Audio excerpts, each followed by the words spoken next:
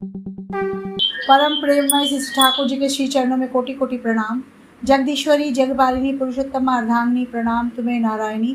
परम पूज्यपाद प्रीतिदेव श्री श्री वरदा के श्री चरणों में कोटि कोटि प्रणाम। आचार्य देव के श्री चरणों में कोटि कोटि प्रणाम। समस्त इष्ट परिवार के श्री चरणों में कोटि कोटि प्रणाम। यहाँ उपस्थित सभी पंजाधारी दादा, मातृमंडली, छोटे छोटे बच्चों को मेरा यथा योग्य स्थान पर भक्ति भरा प्रेम भरा जय गुरु।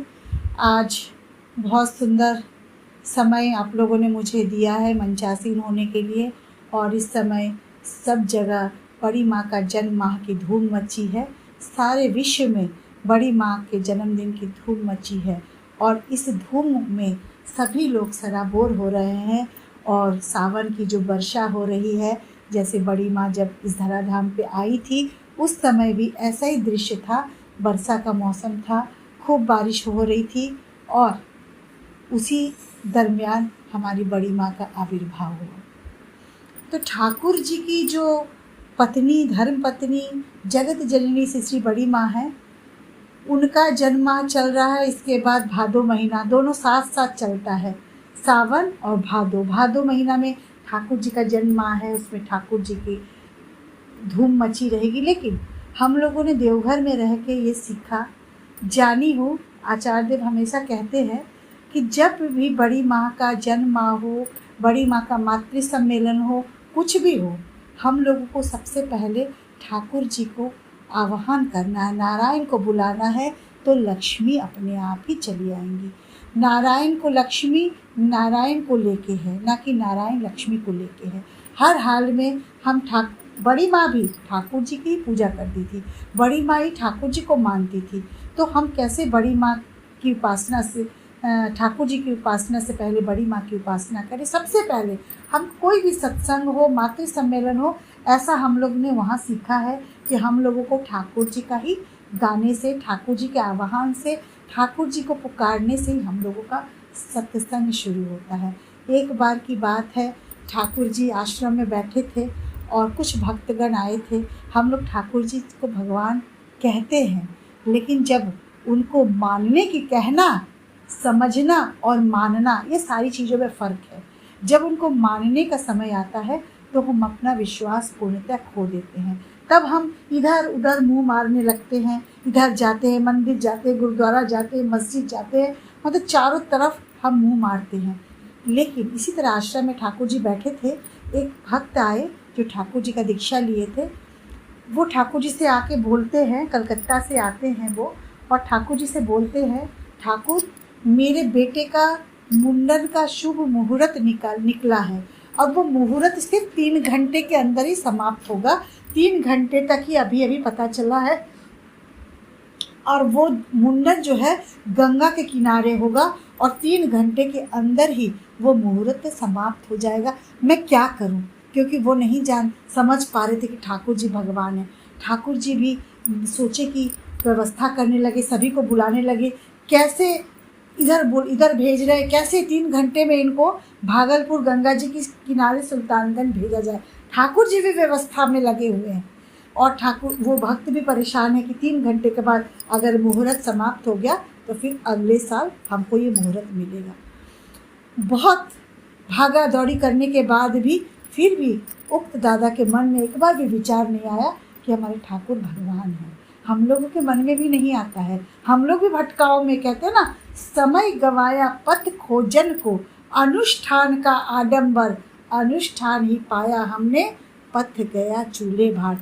हम लोग का समय पथ खोजने में इतना चला जाता है कि अंतिम क्षण आ जाता है और हमारी आयु ऐसी अवस्था में पहुंच जाते हैं जहां हम पैर से चल नहीं पाते हैं, मुख से बोल नहीं पाते हैं, कान से सुन नहीं पाते हैं, हाथ से दान नहीं कर पाते हैं। इसलिए ठाकुर जी कहते हैं, समय रहते ही सब काम करिए, सत्संग करो।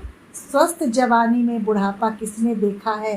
पैर से लंगड़े हो जाओगे, देवघर तुम जा नहीं पाओगे, कान से बहरे हो जाओगे, मेरी बातें या सत्संग तुम सुन नहीं पाओगे, मुख से गूंगे हो जाओगे, भजन तुम गा नहीं पाओगे, हाथ से लूले हो जाओगे, दान तुम कर ना पाओगे। इसलिए समझो, सत्संग करो भरी जवानी में, बुढ़ापा किसने देखा है।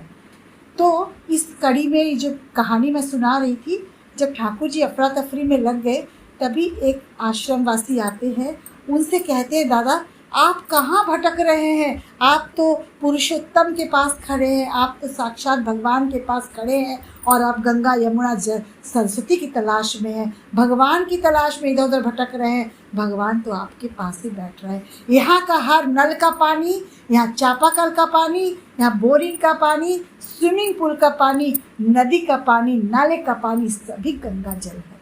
इतनी सुंदर बात उन भक्त ने कहा। तब उस दादा की आंखें खुली।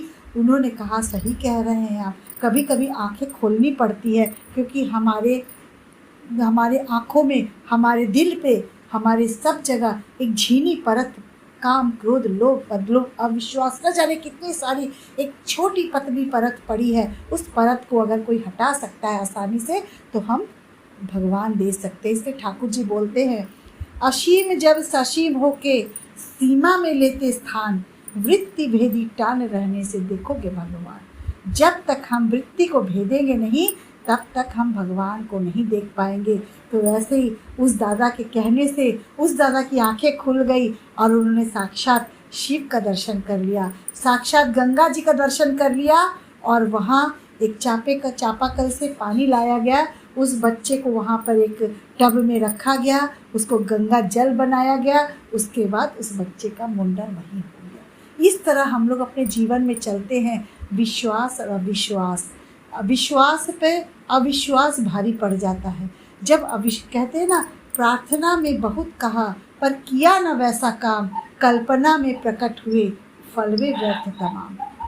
हम प्रार्थना में बहुत कुछ गाते हैं, सुबह ही गाते हैं, राधा स्वामी नाम जो गावे, सोई तरे कल कलेश सब नाश सुख पावे सब दुख। जब राधा स्वामी नाम गा के सारे दुख से हम परे हो जाते हैं, तो दिन भर मुझे नहीं लगता है कि आवश्यकता है कि किसी चीज़ को मांगा जाए। सुबह ही हम मांग लेते हैं कि राधा स्वामी नाम जो गावे, सोई तरे कल कलेश सब नाश सुख पावे सब दुख हरे। तो हम लोग सुबह ही को भजन के माध्यम से, प्रार्थना के माध्यम से ठाकुर जी से हम लोग अपने जीवन का, सुंदर जीवन का हम लोग आशीर्वाद मांग लेते हैं। उसके बाद तो भटकने की कोई आवश्यकता ही नहीं है। इस तरह हम लोग ठाकुर जी पर विश्वास करते हैं और कभी कभी अविश्वास भी कर बैठते हैं।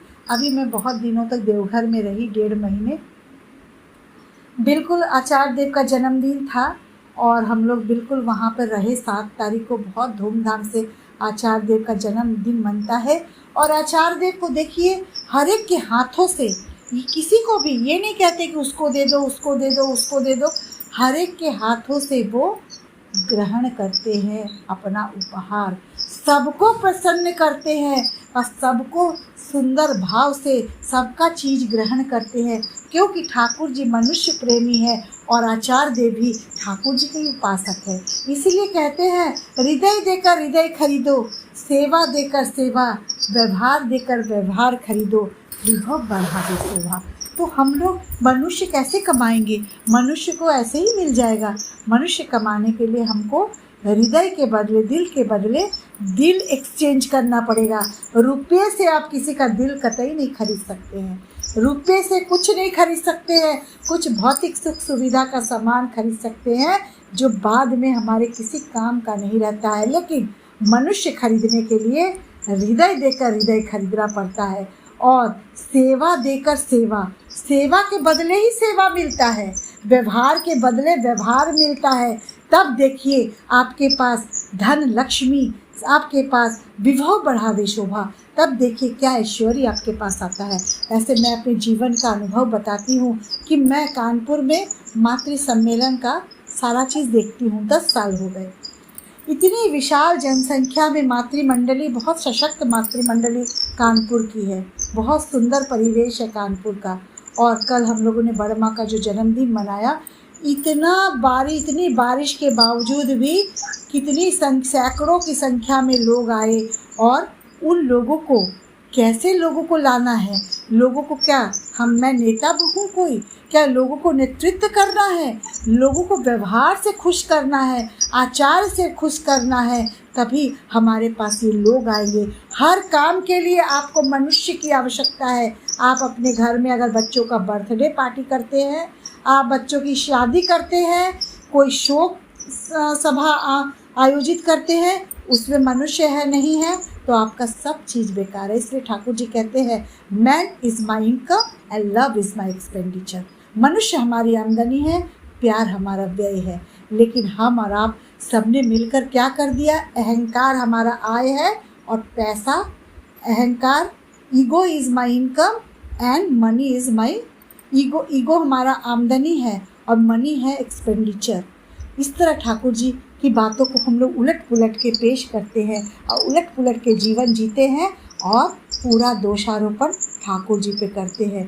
ठाकुर जी को तो मैं पकड़ी हूँ, ठाकुर जी ने ये नहीं किया, ठाकुर जी ने मेरे स्वामी को छीन लिया, ठाकुर जी ने मेरे बेटा को छीन लिया। ये सारी बातें हम नादानी में कर जाते हैं। लेकिन आपको पता नहीं है कि ठाकुर जी ने जब उसको दिया है तुम्हारे पास, वो आया कहाँ से, दिए तो वही हैं, तो वो अपने पास ले गए। इसीलिए जब रावण ने राम से कहा कि मैं जो हूँ तुमसे बहुत शक्तिशाली हूँ, मैं विद्वान हूँ, मैं प्रकांड पंडित हूँ, मैं बहुत धनुर्धारी, बहुत तगड़े हूँ, मैं 10 भुजाधारी हूँ, 10 सिरधारी हूँ, मैं बहुत बलशाली हूँ। राम जी ने हंसते हुए सिर्फ एक लाइन कहा कि तुम बलशाली तो हो रावण, लेकिन तुम्हारे और मेरे में बस एक ही अंतर है, तुमने भाई को घर से निकाल दिया और मैंने अपने भाई को संभाल लिया। बस यही करना है, हम गुरु भाइयों को बस यही करना है, अपने सत्संगी भाई बहन को संभालना है, ना कि ग्रुप से निकाल देना है। जिस तरह राम ने अपने भाई को निकाल दिया, निकालने से कोई समस्या का समाधान नहीं होता, निकालने से उल्टा वो आदमी और विषैला हो जाता है। और राम क्या किए, अपने भाई को विषैले बनने के बजाय उनको संभाल के उनको सुंदर रूप प्रदान कर दिया।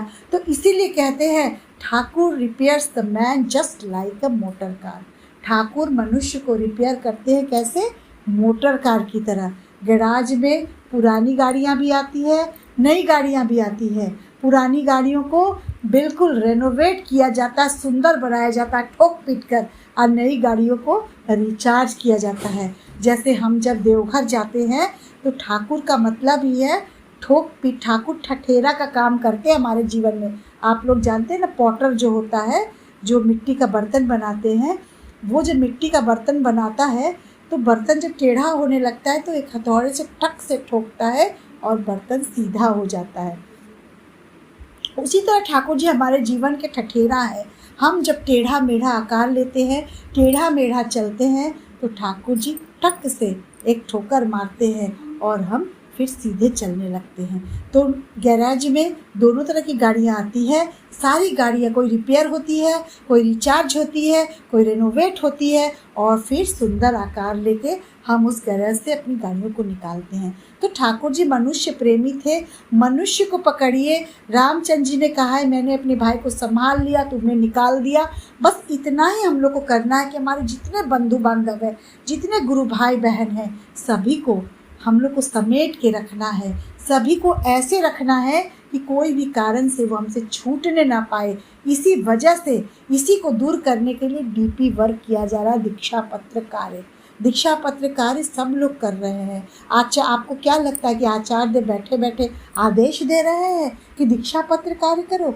आचार्य भी दीक्षा पत्र ही कार्य कर रहे हैं, अबिन बाबू भी कर रहे हैं, पूजनीय बिंकी दादा कर रहे हैं, पूजनीय सिपाही दादा कर रहे हैं, पूरा परिवार दीक्षा पत्र कार्य में लगा है। दीक्षा पत्र कार्य कोई नया चीज़ नहीं है, बस इसको नया रूप, नया आयाम दिया गया है। ठाकुर के समय भी दीक्षा पत्र कार्य होता था। कैसे होता था?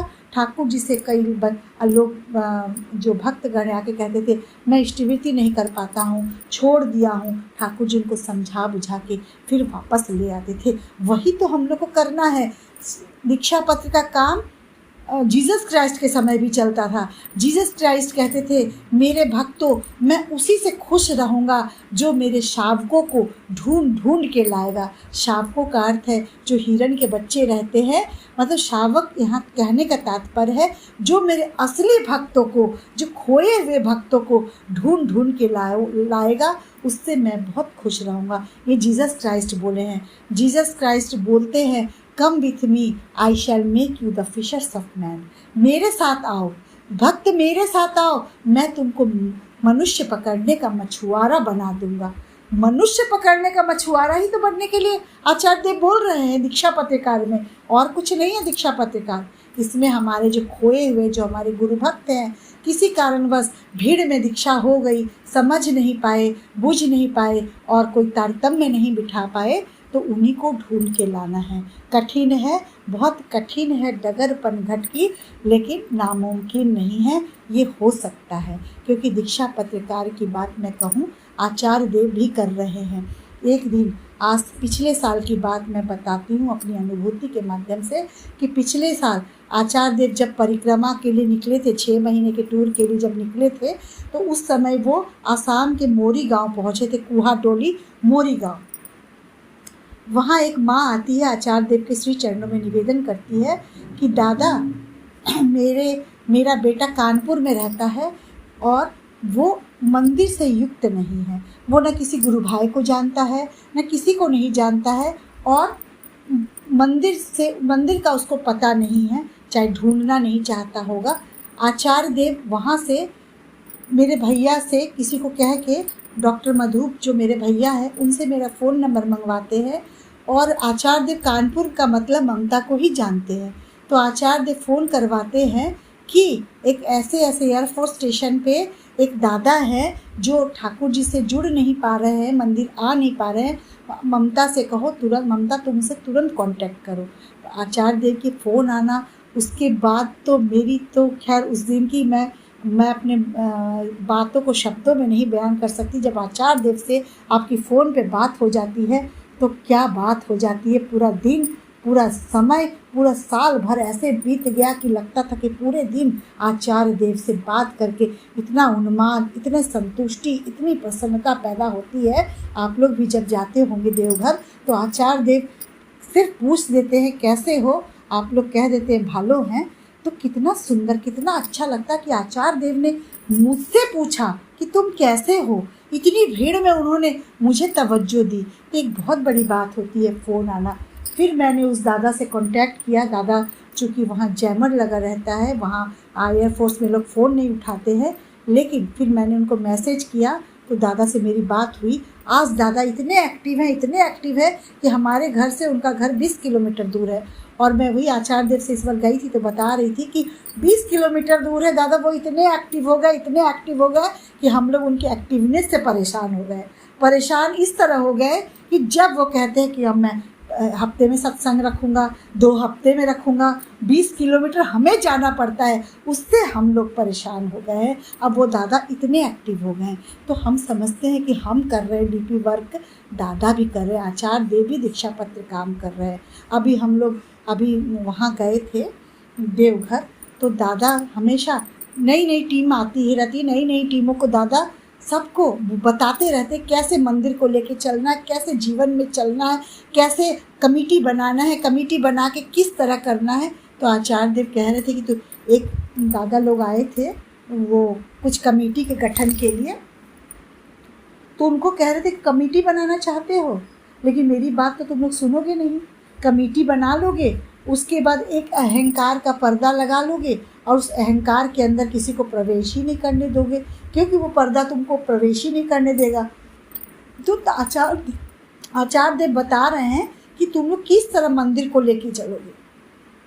अभी आचार्य देव का एक जगह मैं पढ़ रही थी, उसमें आचार्य देव कह रहे थे कि मैं जहाँ जाता हूँ देखता हूँ कि मंदिर में प्रार्थना करने के लिए, इतना बड़ा मंदिर, 4 मंजिला मंदिर, लेकिन प्रार्थना करने के लिए सिर्फ 4 ही लोग आते हैं। ठाकुर तुम कैसे रहते हो इस मंदिर में, मैं होता तो शायद नहीं रह पाता। तो कितनी दुख की बात है कि मंदिर बन गया, मंदिर बनने के लिए हम बहुत जुगाड़ करते हैं, लेकिन जब मंदिर बन जाता है तो हम उस मंदिर की अवहेलना करते हैं। अवहेलना करते करते फिर मंदिर के लिए हम लोग लड़ाई झगड़ा शुरू कर देते हैं कमेटी बनाने के लिए। मैं अपने पिताजी को देखती थी उस समय, बड़दा, जो परम पूज्यपाद बड़दा पितृदेव जिनको बोलते हैं हम लोग, वो कमेटी बनाते थे। वो जिसको कह देते थे तुम सेक्रेटरी बनोगे, तुम कैशियर बनोगे, आजीवन वही बना रहता था। ना कोई तर्क, ना कोई वितर्क, पहले इसी तरह चलता था। आजकल तो इतने तर्क वितर्क होता है। और चूँकि ये सावन का महीना है तो मैं बड़ माँ के विषय में भी बोलूँगी। बड़ माँ को पकड़ के मेरे जीवन में, किसी महिला के जीवन में, किसी औरत के जीवन में, किसी लड़की के जीवन में किस तरह परिवर्तन होता है वो भी मैं बताऊंगी। बड़ी माँ का जन्म माह चल रहा है। कल हम लोग कानपुर सत्संग केंद्र में बहुत धूमधाम से मनाए। वर्षा होने के बावजूद भी बहुत संख्या में लोग आए।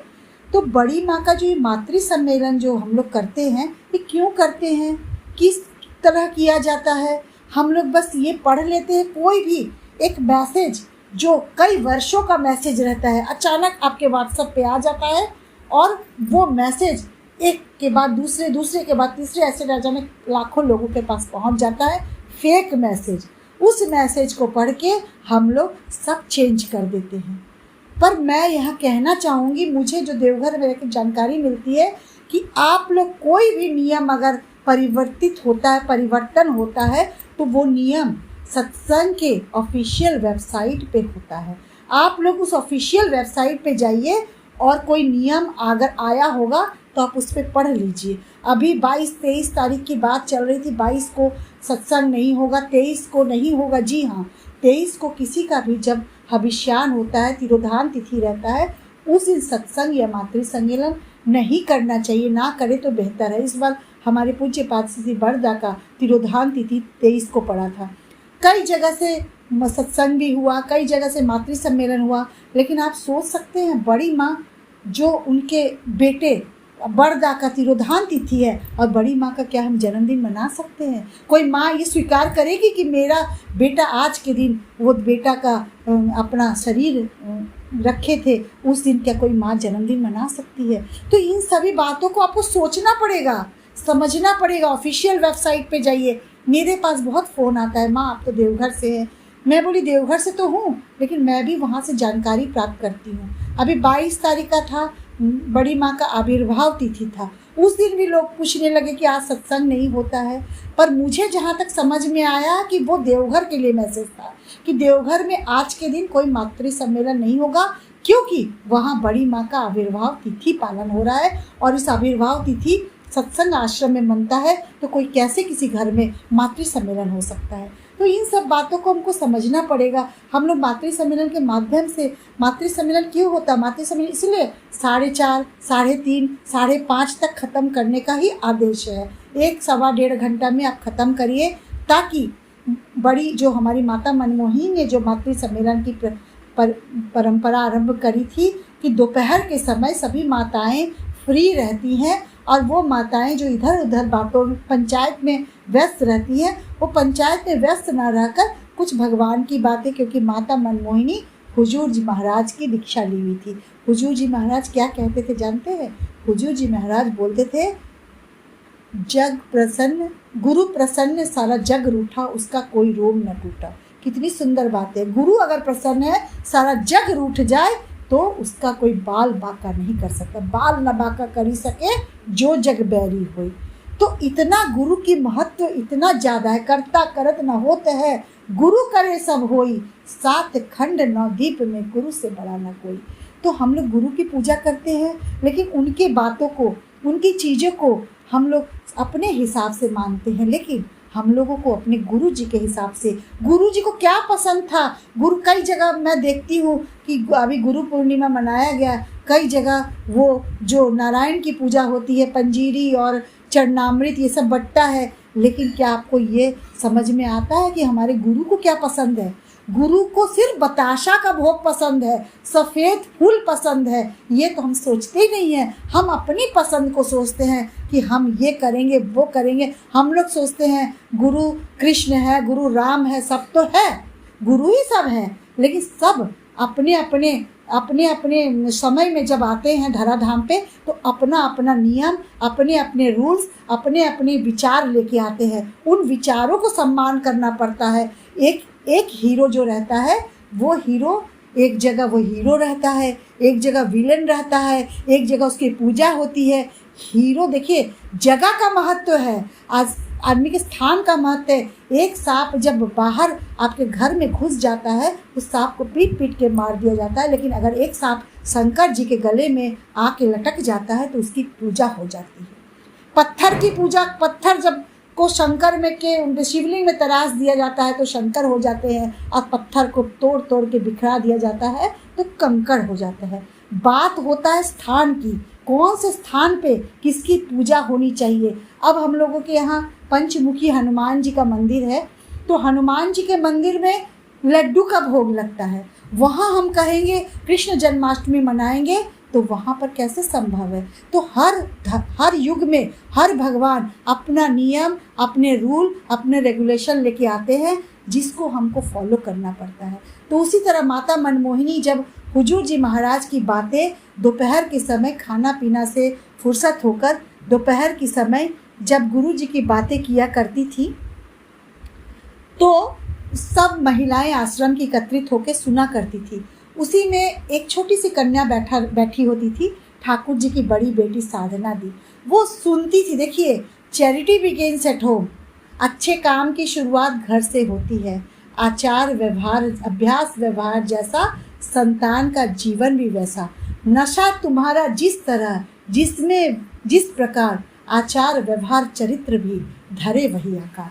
तो बच्चों को जैसा परिवेश देंगे, जैसा वातावरण देंगे, बच्चे उसी तरह परिवेश में सिंचित होंगे, उसी तरह उनका जड़ उसी तरह होगा, उनका तना, उनका विचार, उनका भाव सब उसी तरह ही पनपेगा। तो साधना दी बैठ के अपनी दादी के साथ, दादी पोती का तो संबंध पुराना है, बहुत अच्छे मधुर संबंध होते हैं, तो साधना दी बैठ के सुना करती थी कि हमारी दादी क्या बात कर रही है।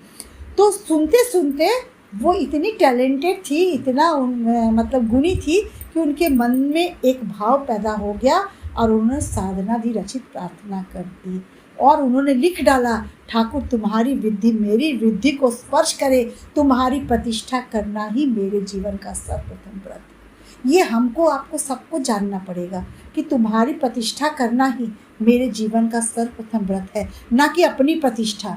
अगर अपनी प्रतिष्ठा में हम रहेंगे तो हम कुछ नहीं कर सकेंगे। इसीलिए बड़ी माँ जो माता मनमोहिनी ने ऐसा एक वातावरण की सृष्टि की, ये वातावरण धीरे धीरे धीरे धीरे धीरे धीरे एक बीज जो माता मनमोहिनी ने डाला, विशाल वट वृक्ष का रूप धारण कर लिया।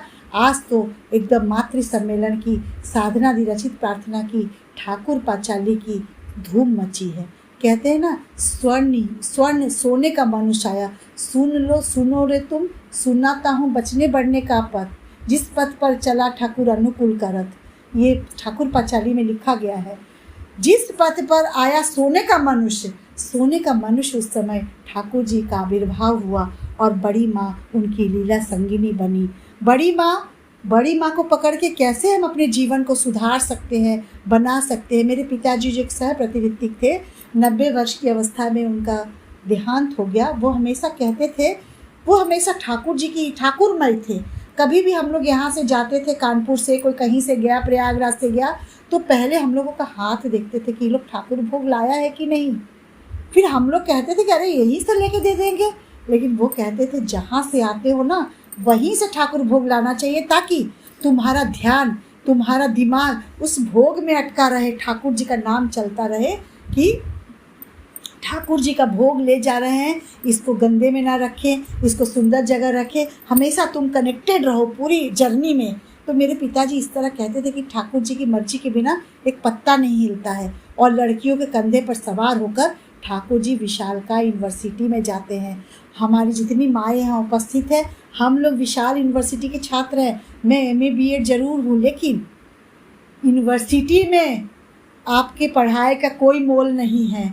आपको कर्म क्षमता, कार्य क्षमता से तौला जाता है। वहाँ आप MA रहे, BEd रहे, PhD रहे, नेता रहे, कुछ भी रहे, IAS रहे, PCS रहे, डॉक्टर रहे, इंजीनियर रहे, कोई मोल नहीं है। ऐसे पूछा, कहते हैं ना, जात न पूछो साधु की, पूछ लीजिए ज्ञान, मोल करो तलवार की, परम रहन दो म्यान। जात जैसे साधु का कोई जात नहीं होता, उनके ज्ञान का मोल होता है। उसी तरह जो तलवार जो है उसका म्यान कितना भी सुंदर हो, लेकिन तलवार अगर धारदार नहीं होगी तो उसका मूल्य शून्य है। उसी तरह अगर हम MA BEd PhD doctor engineer जो भी है, लेकिन हमारे हाथ में कार्य क्षमता नहीं होगी, दक्षता नहीं होगी, तो हमारा जो ससुराल में यूनिवर्सिटी में हम शून्य पे पहुंच जाएंगे। एक लूडो में सांप सीढ़ी का गेम आता है, आप लोग सभी खेले होंगे बचपन में, कि उस सांप जो है ना, 99 के बाद एक सांप रहता है, उसके बाद 100 रहता है। तो हम यूनिवर्सिटी में 99 तक पहुंच जाते हैं, लेकिन दूसरे ही क्षण 100 तक पहुंचने से पहले ही सांप हमको काट लेता है, फिर हम 1 नंबर पे आ जाते हैं। ऐसे ही हम ससुराल जैसे विशाल यूनिवर्सिटी में हम दिन भर हमको सांप काटता है, फिर हम नीचे आ जाते हैं, क्योंकि हमारे में कार्य दक्षता नहीं है, हमारी बोली भाषा ठीक नहीं है, हमें चुप रहने की शक्ति नहीं है, हमें सहनशीलता नहीं है। बड़ी माँ को उनकी नानी ने सिखाया था कभी नहीं कहना मैं नहीं जानती हूँ, मैं नहीं कर पाऊँगी। घर में ये चीज़ नहीं है। हम लोग अमूमन बोल बैठते हैं, जैसे पति बोले कि आज ये बनाना है तो हम लोग आलस के मारे बोल बैठते हैं, अरे ये तो है ही नहीं। लेकिन बड़ी माँ को उनकी दादी ने सिखाया था कभी नहीं कहना कि मैं नहीं जानती हूँ, नहीं कर पाऊँगी, घर में ये चीज़ नहीं है। अगर इन तीनों चीज़ों को तुम अपने वश में कर लेती हो तो सारे देवता तुम्हारे आगे नतमस्तक नत जानू हो जाएंगे। ससंभ्रम भक्ति कद कद कंठ से माँ मेरी जननी मेरी कहते हुए मुग्ध होंगे, बुद्ध होंगे, तृप्त होंगे, कृतार्थ होंगे, तभी तो हम जननी कहलाएंगे, तभी तो आप माँ कहलाएंगी। लेकिन इतनी दक्षता हमको होनी चाहिए। आप काम में बेशक दक्ष ना हो, लेकिन बोली विचार में बड़ी माँ को ठाकुर जी ने बड़ी माँ को ही देख के एक वाणी लिखा था, ना को जो आलिंगन करता ना के फेर में लुढ़क जाता। बड़ी माँ को उनकी नानी ने सिखाया था कभी ना नहीं बोलना, हमेशा मधुर बोलना। ठाकुर जी ने बड़ी माँ को ही देख के एक वाणी लिख दिया कि बातें करना गुड़ के जैसा, रहे देह लिपटाए, बड़ी होने पर भी मीठी बातें उल्टी दिशा में खाए। इतनी दक्षता अगर आप में आ जाएगी, आप मधुर बोलने लगेंगे, आप किसी चीज़ को ना नहीं बोलेंगे, तो विशालका यूनिवर्सिटी जो एक बहुत बड़ी यूनिवर्सिटी है, हम सभी उसके सदस्य हैं, तो हम लोग वहाँ धीरे धीरे अच्छे अंक तो नहीं लेकिन पास होने की संभावना बन जाएगी। तो इन्हीं को लेके मैं अपने ससुराल आई थी विशाल यूनिवर्सिटी में। विशाल यूनिवर्सिटी नहीं था, विशाल मात्रा में लोग भी थे, विशाल संख्या में लोग भी थे, और इतना ज़्यादा लोग थे और वातावरण इतना वैसा था कि कभी भी, जैसे जॉइंट फैमिली था, 4 सास थी हमारी चचेरी सास, कभी भी घर में बाती युद्ध छिड़ जाता था। जैसे 10 लोग रहेंगे, 50 बर्तन रहेगा तो आपस में खनखनाहट होगी, तो कभी कभी खनखनाहट बहुत तेज हो जाती थी।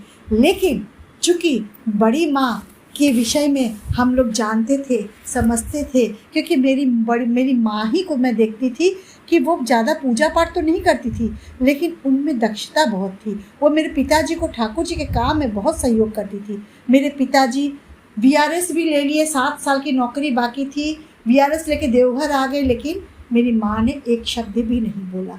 मेरी माँ की वजह से पापा मेरे ठाकुर जी का काम कर सकते हैं। इसलिए हर एक नारी का कर्तव्य है कि अपने पति को इष्ट के चरणों में समर्पित कर दे और अपने आप को पति के चरणों में। अगर हम माँ चाहेंगे तो हमारे पति इष्ट कार्य कर सकेंगे, नहीं तो इष्ट कार्य करना संभव नहीं हुआ। कितने दिन आप लड़ाई करके इष्ट कार्य करेंगे? तो इसी तरह हम लोगों को इसी तरह चलना पड़ेगा।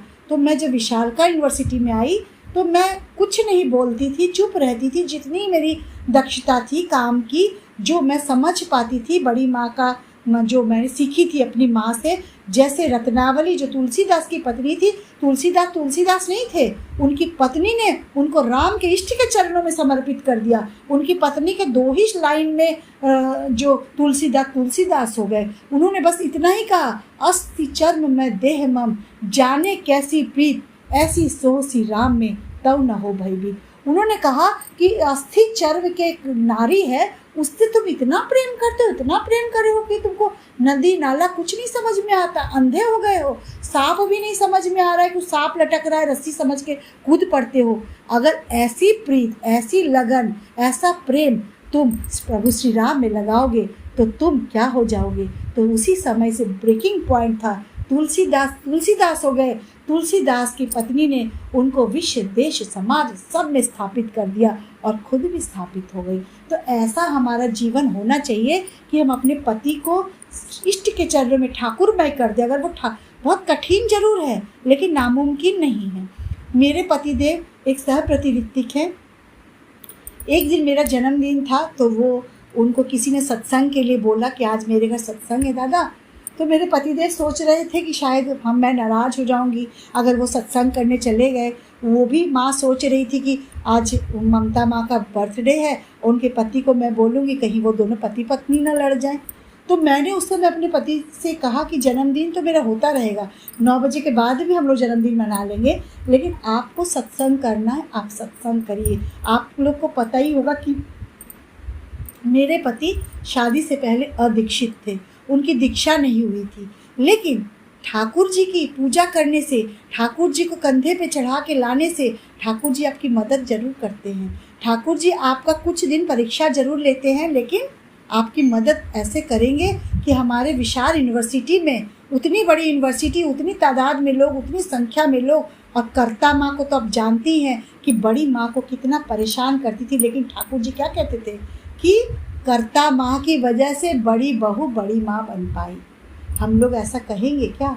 हम लोग तो कहेंगे अरे मेरी पत्नी को क्यों परेशान कर रहे हैं। पति 4 बातें अपनी माँ को भी सुना देंगे, ज़्यादातर ऐसा होता है, ऐसा देखा जाता है। लेकिन ठाकुर जी क्या बोलते हैं कि कर्ता माँ की वजह से बड़ी माँ बन गई, नहीं तो वो इतनी दक्ष नहीं होती। तो ऐसी विशाल यूनिवर्सिटी में आपको बहुत ज़्यादा नहीं करना है, बस एक बिंदु मात्र का भी अगर आप मान लेंगे तो निश्चित तौर पर, जैसे मेरा जीवन सुंदर है, सुखमय है, स्वर्गमय है, आपका जीवन भी सुंदर हो जाएगा। मैं अपने मायके में सबसे छोटी हूँ, मेरी भाभी लोग, घर के परिवार के लोग इतने अच्छे हैं, इतने अच्छे हैं। मेरी भाभी लोगों को मैं क्या बताऊं कि मैं अभी भी अपने मायके में राजकुमारी की तरह रखते हैं, क्योंकि सभी ठाकुर जी से युक्त हैं। ठाकुर जी की शिक्षा धारा पे, बड़ी माँ की शिक्षा धारा को वो लोग मानते हैं। उसी तरह ससुराल में भी मेरे हस्बैंड 5 भाई हैं, हम 5 देवरानी जेठानी हैं, मैं सबसे बड़ी हूँ और अपने घर में सबसे छोटी हूँ। लेकिन इतना अच्छा परिवेश सिर्फ़ और सिर्फ ठाकुर जी की वजह से मिला, बड़ी माँ की वजह से मिला, और इतना सब हमको प्यार करते हैं, इतना मानते, इतना जानते हैं कि वहाँ मुझे रानी की तरह रखा जाता है। तो ठाकुर जी को पकड़ने से, बड़ी माँ को पकड़ने से, बड़ी माँ की छोटी छोटी बातों को, जैसे बड़ी माँ कुछ नहीं जानती नहीं थी लेकिन कभी ना नहीं बोलती थी। बड़ी माँ को एक बार उनके देवर बोले कि तुमको हलवा बनाना आता है, सूजी का हलवा? बड़ी माँ ने तो हाँ ही हाँ सीखा था, तो बोली हाँ हाँ बिल्कुल आता है, मैं बहुत अच्छा बनाऊँगी, बना दूँगी। जब बड़ी माँ हलवा बनाने गई तो बड़ी माँ को इसकी दक्षता नहीं थी कि उसमें नमक पड़ता है या शक्कर पड़ता है। उन्होंने नमक डाल के हलवा तो बना दिया, लेकिन उनके जब देवर जो खेपूदा थे, जो उनके समतुल्य थे उम्र में, फिर बड़ी माँ को बहुत तेज पीटते हैं। एक बार बड़ी माँ को उनकी सास ने कहा कि खीर बनाना आता है बड़ी बहू? हाँ खीर बनाना आता है, बिल्कुल बना लूँगी। तो जब बड़ी माँ खीर बनाने लगी तो दूध को चावल को दूध में खूब उबाली, और जैसे चावल का माड़ पसाते हैं वैसे बड़ी माँ ने दूध को पसा दिया। अब और आजकल की सास रहती तो 10 जगह बोलती कि अरे मेरी बहू को तो देखो खीर बनाती है, वो तो दूध ही को माड़ की तरह पसा दी है। लेकिन उनकी सास माता मनमोहिनी, जो ऐसे बेटे को जन्म दिया, वो कैसे ऐसे हो सकती है? वो भी बिल्कुल भगवान में तुल्य थी। उन्होंने अपनी बहू को समेटा, सिखाया और इतना दक्ष कर दी कि बड़ी बहू जब कालांतर में, जब बड़ी माता मनमोहिनी का देहांत हो गया तो बड़ी बहू बड़ी माँ के रूप में प्रतिष्ठित हो गई। ठाकुर जी बोले आज से आश्रमवासी, माता मनमोहिनी के चले जाने के बाद ठाकुर जी कहते हैं, आश्रमवासी रोते हुए ठाकुर कहते हैं, बड़ी बहू आज से आश्रमवासी मातृहारा हो गए हैं, आज से तुम इन्हीं आश्रमवासियों की सबकी माँ हो, आज से तुम बड़ी माँ हो। तो बड़ी बहू इस तरह बड़ी माँ बन गई। माँ शब्द अपने आप में सबसे सुंदर, नारी का जो रूप है सबसे सुंदर रूप माँ का रूप है। माँ का नाम आते ही, माँ शब्द मुँह में आते ही बिल्कुल इतना पवित्र हो जाता है, बहुत सुंदर परिवेश की सृष्टि होती है। इसलिए ठाकुर जी बोलते हैं नारी ही जाति की जननी है। तो मैं सभी को यही कहूँगी, मेरा समय समाप्ति की ओर है और मैं सभी से माँ से निवेदन करूँगी कि आपने अपने अपने बच्चों को, विशेषकर लड़कियों को, जो मैंने अपने जीवन में पाया है, इतने परिवार में रहने के बाद, आज मेरे पति जो दीक्षा नहीं लिए थे वो दीक्षा लिए, स्वस्तिनी लिए, आज वो सह प्रतिऋत्तिक है। कितना लंबा सफ़र उन्होंने इतनी जल्दी तय कर लिया, सिर्फ और सिर्फ मैंने जो बड़ी माँ से, मैं बहुत चंचल व्यक्तित्व की धनी मल्लिका हूँ, बहुत चंचल है, लेकिन ठाकुर जी को चूँकि मैं बचपन से ही, जैसे ही मेरा जन्म एक सहप्रतिनिधि के घर में हुआ, ठाकुर जी को चारों तरफ से देखी मैं, और ठाकुर जी को ही जानी, ब्रह्मा विष्णु महेश, मैं उन्हीं को जानती हूँ और मैं किसी को नहीं जानी, आज भी वही जानती हूँ। वही परिवेश मेरे घर में, माँ का परिवेश सबसे मजबूत होता है, तो वही परिवेश मेरे घर में है। कौन कहता है कि कलयुग आया है, मेरा घर में तो सतयुग है, क्योंकि मेरे घर में ठाकुर जी है, मेरे बच्चे ठाकुरमय हैं, मेरे पति ठाकुरमय हैं, मेरा पूरा ससुराल परिवार ठाकुरमय है। हाँ, गेट के बाहर कलयुग जरा बैठा जरूर है आपको धर दबोचने के लिए, लेकिन सतयुग जो घर में इतना मजबूत है कि कलयुग उसका कुछ नहीं, बाल नहीं बांका कर सकता है। इसलिए मैं सभी को आह्वान करूंगी कि सभी जल्दी जल्दी दीक्षा ले, बड़ी माँ का खूब गुणगान करें, समझे, जाने, और सबसे ज़्यादा उनको छोटी छोटी बातों को अपनाएं, तो जीवन सुंदर, सुखमय और बिल्कुल स्वर्गमय होगा। और आप सब लोगों ने मुझे इतना सुंदर समय दिया और मैं इतना ठाकुर जी की, बड़ी माँ की बातें बोल पाई। सभी की मंगल प्रार्थना करती हूँ। सभी को बहुत बहुत जय।